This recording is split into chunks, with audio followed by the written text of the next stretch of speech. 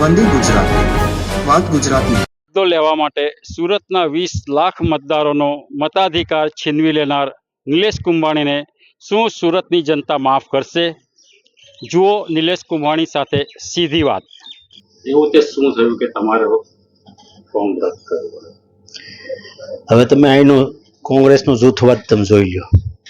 પરેશભાઈ ધાનાણી જ્યારે પહેલી સભા લેવા આવ્યા ત્યારે અમારું ટેજ કોંગ્રેસના કાર્યકર્તાઓ જે આગેવાનો છે નેતાઓથી ટૂંકું પડ્યું હતું.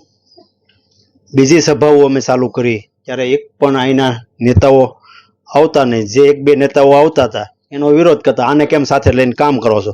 આમ આદમી પાર્ટીના નેતાઓ અમારી સાથે કામ કરતા હોય તો કે આમ આદમી પાર્ટીના નેતાઓને કેમ સાથે રાખીને કામ કરો? તમને એ જીતાડી દે. કોંગ્રેસમાં તો વર્ષોથી જૂથબંધી ચાલે જ છે, એ તમને પણ ખબર છે. તમે 25 વર્ષથી કોંગ્રેસમાં કામ કરો છો.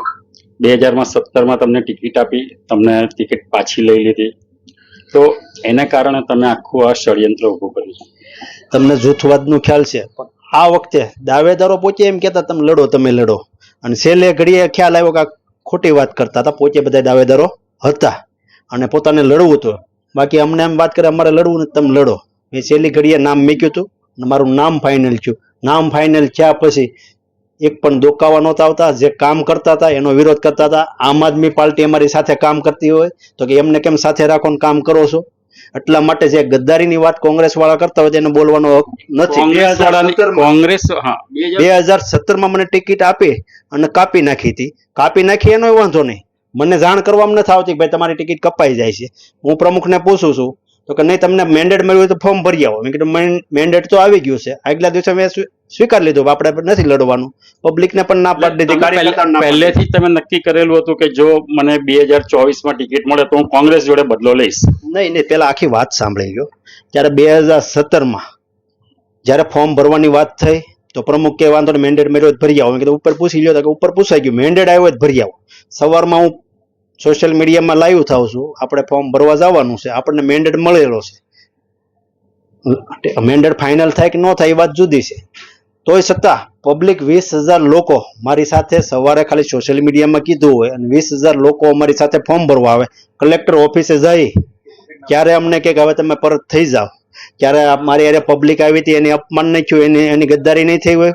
કોંગ્રેસ પાર્ટીએ ગદ્દારી પહેલી કરી હતી, એટલે કોંગ્રેસ પાર્ટીએ ગદ્દારી બોલવાનો કોઈ હક નથી. અને સોશિયલ મીડિયામાં કોંગ્રેસે તમે એમ કહો છો કે ગદ્દારી કરી, તમે એનો બદલો લીધો, તો સુરતની જનતાનો શું વાંક? 20 લાખ જનતાને તમે મતાધિકારથી વંચિત રાખ્યા, જનતાનો શું વાંક? જનતામાં 2,000 લોકો જ નારાજ છે.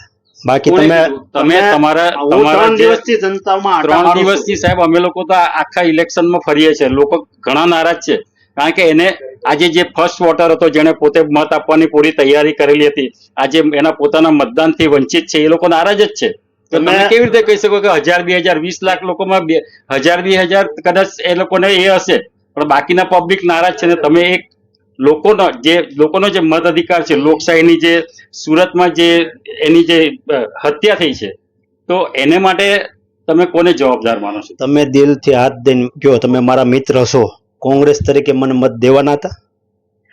પબ્લિકમાં તમે આ 20 મીડિયા વાળા છો, તમે તરત કહો છો હવે રાષ્ટ્રહિતમાં અમારે મત દેવો છે. એ જ વાત છે તમારી બધા. તમારે મત દેવો તો ન્યાજ દેવો તો, એટલે પબ્લિકને જ્યાં મત દેવો તો પબ્લિક કોઈ નારાજ નથી.